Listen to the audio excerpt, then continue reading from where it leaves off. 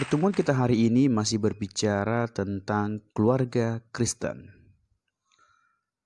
Saya percaya semua kita setuju bahwasanya setiap anggota keluarga, khususnya keluarga Kristen, mengharapkan terjadinya kebahagiaan, sukacita, damai sejahtera di tengah keluarga masing-masing. Untuk itu, keluarga Kristen harus melakukan tugas dan tanggung jawabnya sebagai anggota keluarga. Hari ini kita akan berbicara tentang tanggung jawabku terhadap keluargaku. Kita akan melihat bahan Alkitabnya dari Lukas pasal yang kedua ayat 41 sampai 52, Keluaran pasal 20 ayat 11 dan Kejadian pasal 4 ayat 1 sampai ayat 16. Di mana dari pertemuan materi hari ini kita boleh memahami dan menghayati tanggung jawab masing-masing anggota keluarga, khususnya anak, kepada orang tua di dalam wadah keluarga Kristen. Sehingga kita boleh membuat satu komitmen untuk semakin mengasihi, menghormati orang tua kita tentunya di dalam Tuhan. Perlu disadari, keluarga Kristen yang terdiri ayah, ibu, dan anak hendaknya memiliki hubungan yang benar, di mana ayah mengasihi ibu, ibu tunduk dan hormat kepada suami, dan orang tua mengasihi serta bertanggung jawab terhadap anak-anaknya di hadapan Tuhan, dan tentunya anak-anak juga harus menaati dan menghormati orang tuanya. Sebagai orang tua yang benar-benar mengasihi dan mencintai anak-anaknya, secara umum tanggung jawab orang tua adalah mengasihi anak, mencukupi kebutuhan anak, serta mendidik anaknya, sehingga tercipta menjadi anak-anak ilahi yang mengasihi dan mencintai Tuhan, serta hidup seturut dengan firman Allah dan mampu mempraktekkan kasih yang bersumber dari Tuhan di dalam kehidupannya, mulai dari keluarga bahkan sampai kepada lingkungannya. Karena seorang anak di tengah keluarga merupakan anugerah Tuhan, pemberian Tuhan, dan buah cinta yang tentunya harus dipertanggungjawabkan. Karena setiap harinya seorang anak akan selalu mengalami yang namanya perkembangan di dalam kehidupan setiap anak di tengah keluarga. Perkembangan yang dialami oleh anak terdiri dari perkembangan kognitif, perkembangan moral etika, perkembangan ego, serta perkembangan iman.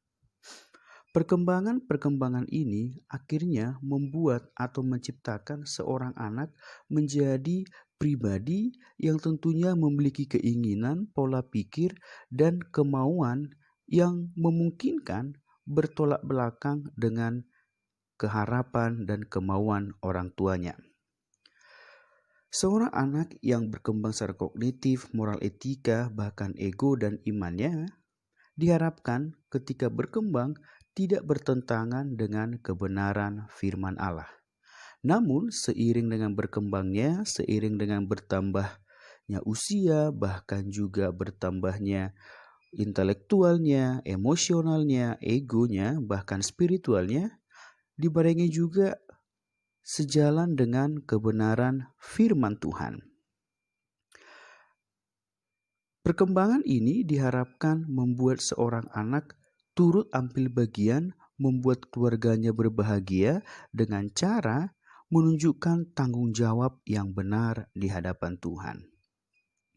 Tanggung jawab anak di tengah keluarga dapat kita lihat dengan cara memposisikan hidupnya untuk selalu taat kepada orang tua. Remaja Kristen diharapkan menaati orang tua. Untuk itu mereka harus memiliki beberapa pemahaman yang mendasar. Yang pertama, remaja Kristen harus sadar orang tua merupakan wakil Allah di dalam mendidik anak-anaknya. Jadi karena memang orang tua adalah wakil Tuhan, harus dihormati, harus ditaati karena mereka adalah perpanjangan tangan Tuhan untuk membawa remaja Kristen sebagai anak di tengah keluarga sampai kepada rencana Tuhan yang luar biasa. Yang kedua, orang tua juga merupakan manusia biasa.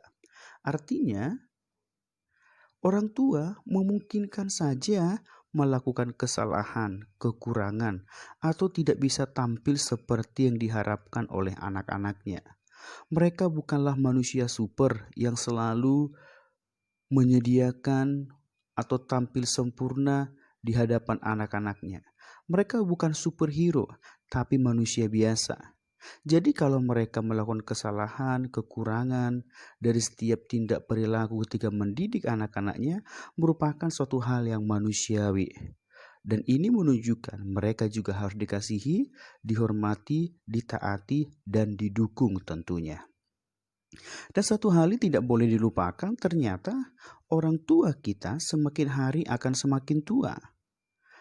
Fisiknya akan semakin lemah, kekuatannya akan semakin berkurang, dan pekerjaannya tidak bisa lagi dikerjakan seperti waktu mereka masih muda.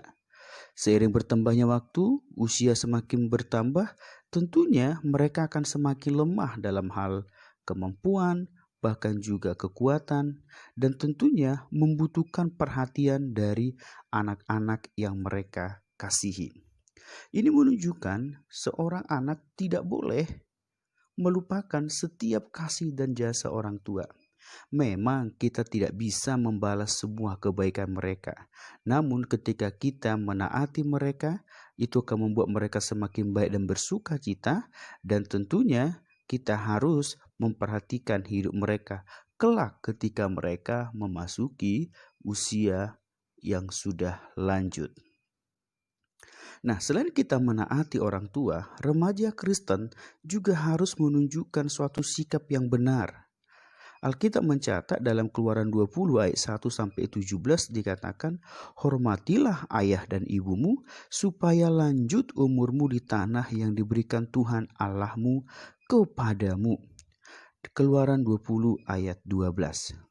Selain kita menaati orang tua, sikap selanjutnya bukti kita bertanggung jawab kepada mereka adalah menunjukkan rasa hormat di hadapan Tuhan.